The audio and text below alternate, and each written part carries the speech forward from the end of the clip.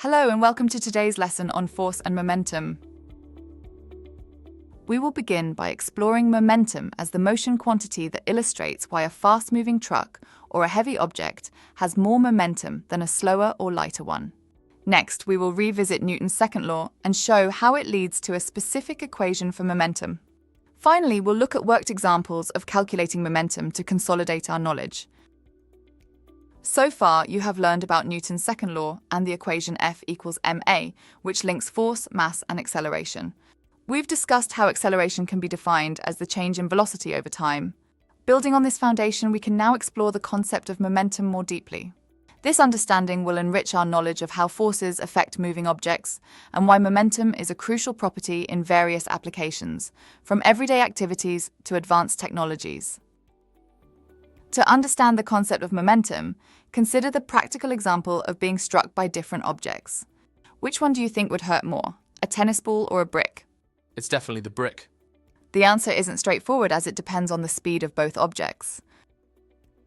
For instance, a 60-gram tennis ball moving at 75 meters per second has the same momentum as a 3-kilogram brick moving at 1.5 meters per second. We have just introduced the concept of momentum. This can be thought of as mass in motion or the motion quantity.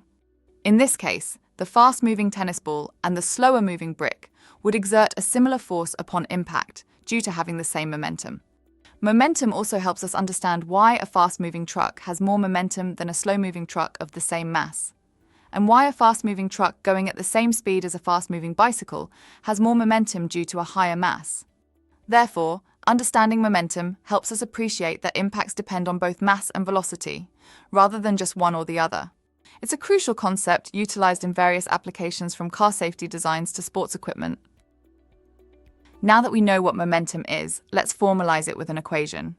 To do this, let's revisit Newton's second law.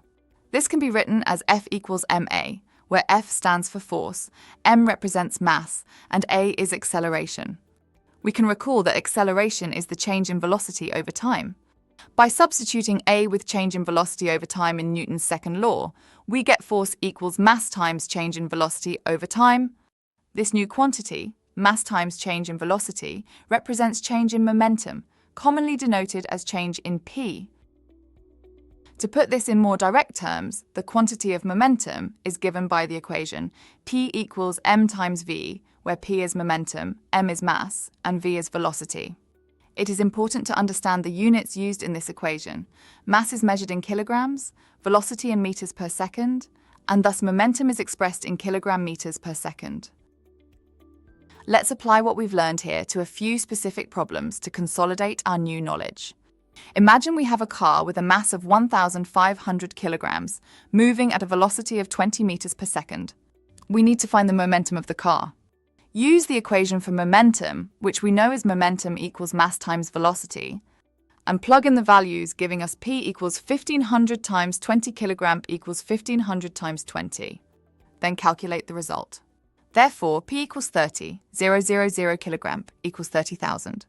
The car thus has a momentum of 3,000 kilogram meters per second. Question 2.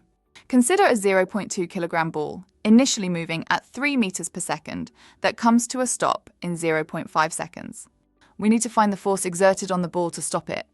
First, determine the initial and final momentum. The initial momentum equals mass times initial velocity, which is 0.2, kilogram times 3 meters per second, which gives us 0.6 kilograms meters per second. Since the ball comes to a stop, the final momentum is 0 kilometers per second. Then we calculate the change in momentum, which is minus 0.6 kilograms meters per second. This negative value indicates the direction of change. The ball is slowing down. Next, we use the formula for force in terms of momentum, plugging in the values. So we have F equals minus 0.6 over 0.5. Finally, calculate the result, giving us F equals 1.2 newtons. The negative sign indicates that the force is in the opposite direction to the ball's initial motion, essentially slowing it down. However, the magnitude of the force is 1.2 newtons. This problem shows how to use the relationship between force, change in momentum, and time to determine the stopping force of an object. For our final question, suppose we have a 300-gram basketball moving at 10 meters per second. We also have a 2 kilogram brick moving at 1.5 meters per second.